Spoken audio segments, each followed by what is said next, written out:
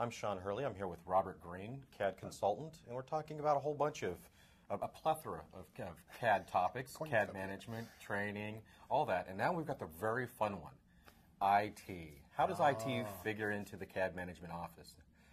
All that good stuff. Well, I think you have to have a working knowledge of it to be sure. There's increasingly, or if we went back years and years, pretty much as long as the computer worked, CAD was just something that occurred on your C drive. And it really wasn't IT enabled. I mean, this is certainly not the case now. So a lot of times the CAD manager almost finds themselves at the mercy of what their IT department will or won't let them do.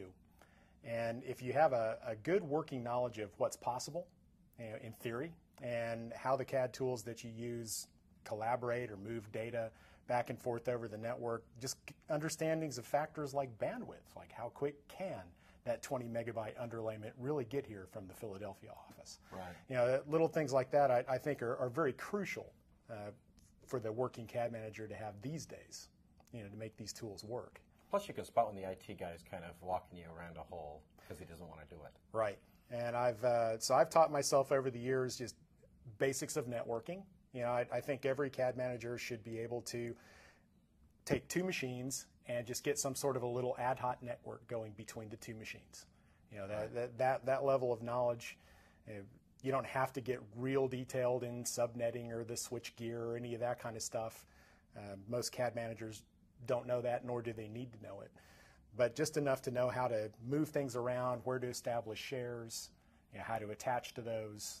Permissions, I think, are a good thing for CAD managers to understand so that they know why their tools aren't working. That's a head scratcher. Why won't the file get here? Well, you can also make a list. You're big on the list, but you can also make an easy list. If you understand some IT infrastructure, how it works, you can make a quick list for here's what we're upgrading, and schedule out for it, and here's the main things you need to be concerned with. That way, they're not looking at a box and then looking at the system requirements and then going, I don't use CAD products. Now I got to figure out deployments and all that kind of stuff. Right. Make it easy for them. Figure out, no, I got to have a licensed server over there. I need to have, read-write directories over here. We're going to do a deployment on such date to these users. Right. And that's it. Kind of a system map, just exactly. a little functional block diagram of where resources are, what offices, what geographic locations these are, what kind of communication bandwidth is between those resources. So how things move back and forth. One of the constant things that I get from CAD managers is they go into an IT department that is used to providing solutions for general users, people who check their email, maybe do a spreadsheet, a word processing document. The $5.99 Dell Special is fine for these people. But when you're talking about backing up 800 acres of land and flooding it and trying to do storm control, or if you're trying to design the space shuttle, that $5.99 machine isn't going to work. So the CAD manager has to understand how their tools actually operate on their machines and on their IT infrastructure so they can make an argument for the better equipment, the higher bandwidth network servers. Otherwise, your users are going to yell. And that's the other thing I have learned over time is that users never compliment you on how fast things are. They always yell because they're slow. You bring up a good point about the machines, because they will typically have one standard machine issue for the company, and the guy who's using Excel and email, that's kind of the machine that you get in some cases, and you need to explain to them in a very nice way that I need a little bit more of a graphics card, because otherwise, you can get me the fastest machine you want, but if I don't have a decent graphics card, it's kind of like buying a Porsche and putting rugged tires on it, or putting a Volkswagen engine in there. Well, it's kind of a Volkswagen, but you get my point. Right.